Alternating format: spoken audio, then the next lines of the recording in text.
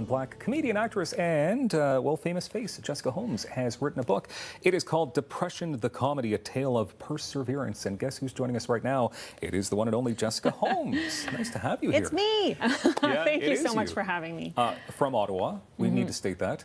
Canterbury grad? Yes. Yeah. Oh my gosh, so many amazing memories of Canterbury. Half of them I can't ever tell my parents about, but yeah, I loved growing up in Ottawa. Yeah. How often do you get to Ottawa? So you're based out of Toronto now. I'm based in Toronto, and basically I go wherever I get hired, and so I get to make a few trips back to Ottawa a couple times a year, just I'll do a performance, and then I'll make sure that I see my family and my friends. Yeah. And of course, very famous from Royal Canadian Air Farce and the Home Show, and just you've just done so well for yourself. Congratulations. Oh my gosh, thank you. It's kind of funny, and you know this as a performer, like I feel like you're just always used to the hustle, so you never stop and look how far you've come. You just kind of go like, I'm still treading water. Yeah, just trying to survive it. Still getting hired, don't know how. Yeah, okay. So now you have this book, and you obviously have quite the story to tell. It's basically about depression, about your own struggles with depression. Yes. And the thing about this is people see you on TV and go to your shows and they figure, well, she's probably happy. She seems happy, but you aren't happy. Well, normally I'm a very happy person. I consider myself incredibly optimistic, but then just something took over a few years ago and I started slinking downhill, and for about 2 years I was in a depression, and it didn't matter what I did, or it didn't matter how good my life was on paper, I couldn't pull myself out of it. And my psychiatrist later explained that a depressed mind is like a sieve where only the negatives make it through, and the positives, you can't even experience them. And that helped me understand, why can't, you know, people say, well, why don't you just be positive or just be grateful? And I tried. I'm not a dumb person. I really, really tried my best and couldn't get out of it until I finally got a diagnosis, and then went about. Yeah, and I write about that in the book, just all the different things that I had to try before I found something that worked. Now, I know there's many different instances in the book. Love the first chapter where you even talk about how bad things eventually are funny. Yes. You talk about your time opening up for Oprah Winfrey, about how that should have been a good time, but kind of wasn't because you didn't really feel it out of the gate. When did you know that you were depressed?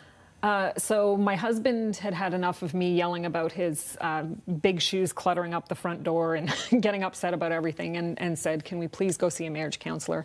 We went to see a marriage counselor, and on our very first visit, she said, I don't know what's happening between you guys, but she said, you are depressed, I'm pretty sure. And so I went and got a second opinion, and I did have depression, and that kind of, it was like scenes from a movie, this montage that played in my head and showed me, of course I'm depressed. Oh my gosh, now I get it.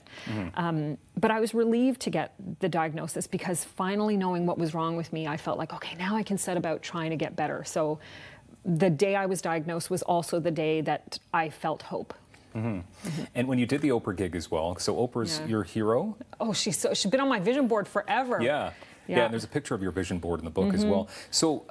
And when you were done it, you had to take a few days to just sort of compose yourself, because it just took it all out of you. And I guess that's what depression does. Yeah, so I performed for an audience of 9,000 screaming Oprah fans, and there I was backstage with Oprah, and she is my hero, and I couldn't even bring myself to walk over to her. My self-esteem was at such a low at that point in time that I just thought, oh, I'll leave her alone. She has enough things going on. And went home, and I think, again, only now I'm able to look back and go, that was huge. Because at the time, in a depression, all I could think was like, oh, that's neat. Yeah, and you just want to get through it. Yeah, you're in your life, but you're not really feeling it or experiencing the positives of it. What is the relationship between depression and comedy? Because it just seems like, as I mentioned earlier, comedians seem happy, but more likely, often than not, they're not. Well, yeah, I think a lot of comedians that I know have been through depression, but for us, comedy is so cathartic and such a way out of darkness. And we say tragedy plus time equals comedy, or embarrassment plus time equals comedy. So like when I'm cuddling my daughter and she rubs my face and says, your beard is so soft. That's embarrassing for 2 minutes. And then enough time goes by, and then I go, okay, that's funny, that's funny.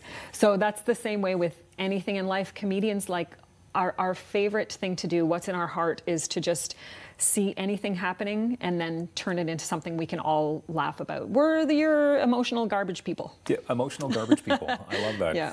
You kept a funny journal when you were younger? Yes, yeah. So I keep one now as well, but it's mainly, And it's just when things happen that in the moment I think are awful or embarrassing, I write them down, because you always know a couple days later you look back on it and you think it's hilarious. So now I do it with my kids. Like, it's just an app on my phone where I keep track of stuff that happens. But we love looking back over it and remembering, like, the Easter egg hunt we did with my giant family in Peterborough, where nobody hid the eggs. We searched for half an hour in the freezing cold. Yeah. And then finally my aunt goes, "I don't think I hid any eggs." So we were like, what the? Not funny at the time, very funny later. Funny down the road. Yep. How do we end the stigma then? Mental illness, obviously, here in Canada, I mean, people talk about it all the time. It's more in the news now more than ever, but how does the stigma get away? Do you know what? I really admire that sports figures have started coming out about their mental health, because, like, I'm a comedian. I'm expected to be quirky. People might not be so shocked that I have been through depression, but I think there's farther to fall if you're a tough athlete and you admit to having suffered from depression. So I think that's going to go a long way when anyone speaks out about it. Personally, I would like to see mental health talked about as though we talk about brushing our teeth or putting on deodorant. It's just a fact of life. How often do you get asked to do your Celine Dion impersonation? Do you know what? I'm going to do Celine for you right now, because it will make your dream come true. 20 seconds left, yes. Because I know you can go on and on and on.